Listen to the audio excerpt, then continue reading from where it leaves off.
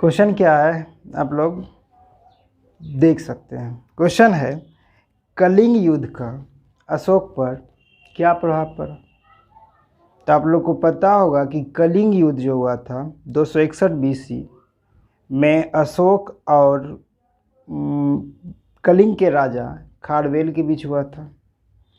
यह युद्ध इतना खतरनाक था कि कलिंग के प्रत्येक मर्द सैनिक या जितने भी लोग थे अशोक द्वारा मतलब लड़ाई में हत्या करवा दिए गए।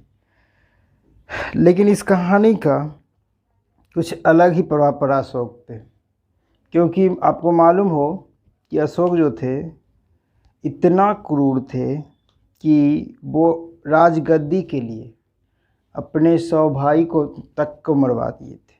ठीक है। दूसरी बात,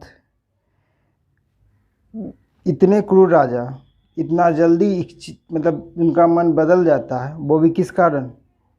कलिंग युद्ध के कारण। घटना क्या होती है थोड़ा गौर से सुनिएगा।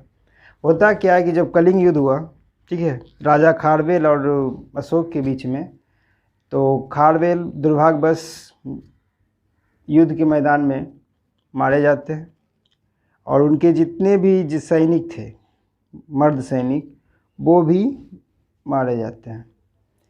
फिर भी उनका जो एक गेट होता है, मतलब खारवेल का बड़ा सा गेट होता है, वो अभी तक बंद था।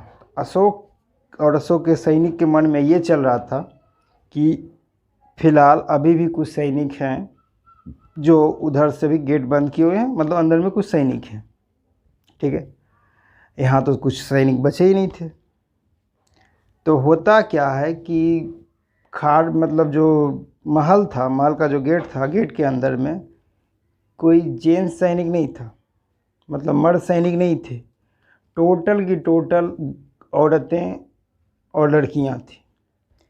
कहने का मतलब कि महारानी जो थी, ठीक है, कलिंग की महारानी, तो वो क्या की, टोटल महिलाओं को एक जगह संगठित कर सबको हथियार दे दी और बोली कि अब जो है लड़ना है।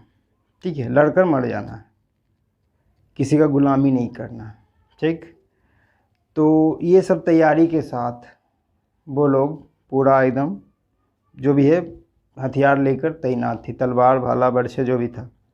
जब गेट खुलता है, ठीक है, और जैसे जैसे नज़दीक होते दोनों सैनिक, मतलब एक तरफ से जो रानी थी, एक तरफ से जो अशोक थे, अशोक के दोनों सैनिक, आगे अशोक आगे रानी, जैसे ही नज़दीक जाते हैं तो अशोक को पता चलता है कि आगे जो लड़ने वाले हैं वो मर्द नहीं, एक औरत है, और जितना भी सैनिक है उसके पीछे सब की सब औरतें हैं।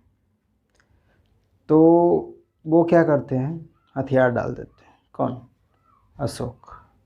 क्योंकि उनका शुरू से ही मत था कि औरतों पे हाथ नहीं उठाना चाहिए, यहाँ तो हथियार की बात होगी। तो वो क्या किए, लड़ाई लड़ने से इनकार कर गए। फिर भी महारानी जो थी उसको उनको ललकारी कि आपको लड़ना पड़ेगा। अंत में अशोक जो है वो क्या किया, अपना हथियार रानी के कदमों में डाल दिया और अपनी गर्दन को नीचे झुकाकर बोले कि आप चाहें तो गर्दन मेरी, मतलब मेरा गर्दन उतार सकते हैं। ठीक है। इतने पे रानी भी बोलती है कि हम भी उतने मतलब कायर नहीं हैं या नहीं है कि हम निहत्थों पे हाथ उठाएं, जाइए हम नहीं करेंगे।